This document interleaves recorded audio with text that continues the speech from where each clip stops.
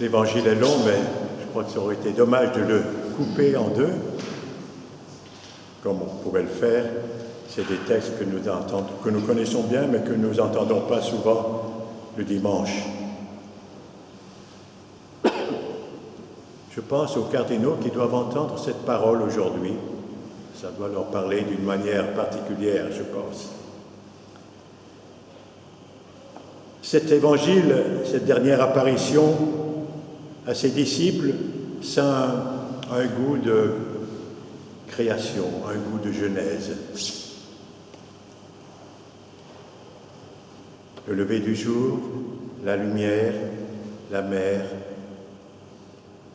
le feu, c'est un peu comme une nouvelle création. Et en lisant cet évangile, je me suis dit d'abord que c'est bien pour nous aujourd'hui. Jésus est là, il nous attend aujourd'hui, ce matin.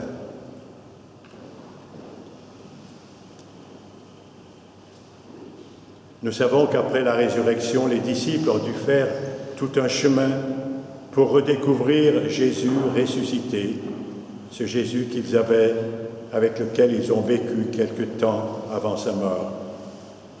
C'est bien le même, mais il est différent. Il est bien là avec eux, mais une autre présence. Et dans les apparitions, les différentes apparitions du ressuscité, dans tous les évangiles, les 4 évangiles, il y a une reconnaissance de Jésus, mais ce n'est jamais immédiat. Il y a toujours des moments de doute, de peur même. Les femmes sont allées au tombeau, elles ont vu l'ange qui leur a dit que Jésus était ressuscité, mais personne ne les croit. Les disciples d'Emmaüs ont marché longtemps avec Jésus sur le chemin, mais là aussi leurs yeux étaient fermés, même s'ils s'aperçoivent après que leur cœur était tout brûlant. Pierre est un marin-pêcheur. Il reprend son métier, il faut bien manger, il faut bien vivre. Avec lui, il y a 6 compagnons, si vous avez bien compté. Donc ils sont 7, un chiffre symbolique de plénitude, de totalité. Il y a là toute l'Église, on pourrait dire même le monde entier. Et il y en a 2 qui ne sont pas nommés. C'est moi, c'est vous, c'est chacun de nous. On est dans la barque aussi, avec Pierre. C'est toute une nuit de travail pour rentrer bredouille. Cela arrive aussi dans nos vies, dans l'Église. Il peut arriver que nous ayons l'impression d'être aussi, de n'avoir rien pris, de n'avoir rien fait.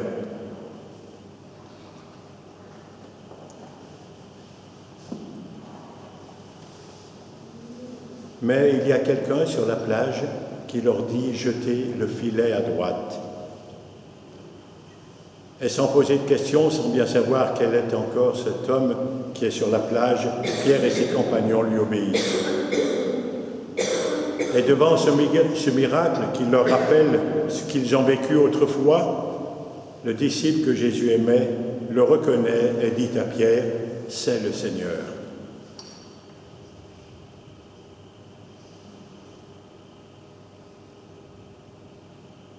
On dit que Pierre était nu et qu'il passe un vêtement pour plonger dans l'eau.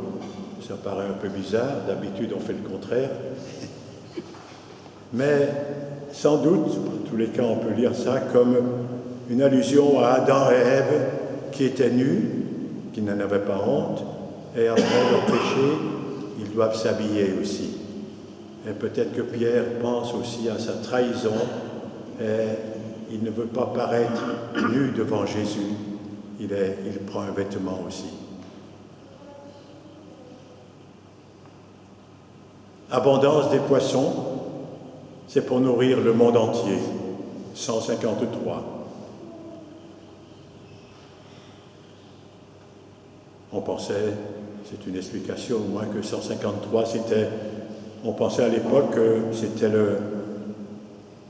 153 espèces de poissons, différents poissons. Donc il y avait toute l'humanité était là. Il y a un feu de braise sur la plage qui rappelle là aussi peut-être à Pierre que c'est devant un feu de braise qu'il a trahi Jésus 3 fois. Les repas dans Saint Jean sont toujours des signes d'une réalité bien plus grande. Pensons à Cana, au partage des pains et des poissons, au dernier repas de Jésus avec l'institution de l'Eucharistie et le lavement des pieds. Et puis ce passage où Jésus prend Pierre à part des autres et lui pose 3 fois la même question, qui lui rappelle encore son triple reniement. Pierre ne fait plus le fanfaron, comme il disait avant la Passion, « Je donnerai ma vie pour toi ». Il ne peut qu'avouer la pauvreté de son amour. Le vrai amour de Dieu, c'est un don à recevoir. Et c'est au moment où Pierre donnera sa vie qu'il pourra entrer dans ce véritable amour de Dieu.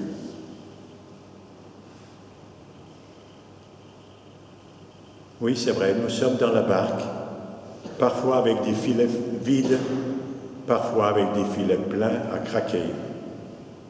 Il y a des nuits sombres et désespérantes, mais il y a toujours un lever du jour. Un lever du jour pour voir la lumière, pour voir celui qui est là, bien présent, mais que nos yeux ne voyaient pas encore.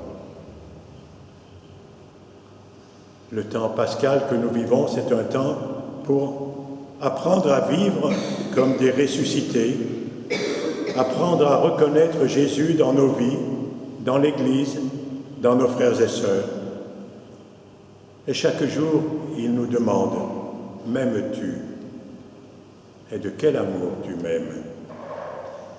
Chaque jour aussi, il nous dit, « Suis-moi ». Et pour terminer, je vous citerai deux phrases du pape François dans son homélie le jour de Pâques, sa dernière homélie. C'est un texte qui m'a inspiré toute cette semaine, qui est très beau. Je vous le livre. Le cherchez toujours, car s'il est ressuscité, il est présent partout. Il demeure parmi nous. Il se cache et se révèle aujourd'hui encore dans les sœurs et les frères que nous rencontrons sur notre chemin, dans les situations les plus anonymes et les plus imprévisibles de notre vie.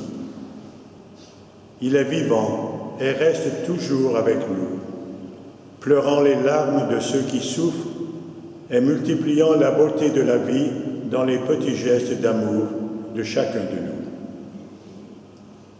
Seigneur, donne-nous la joie de nous réveiller chaque matin avec des yeux émerveillés de voir les couleurs invisibles de ce matin, unique et différent de tous les autres.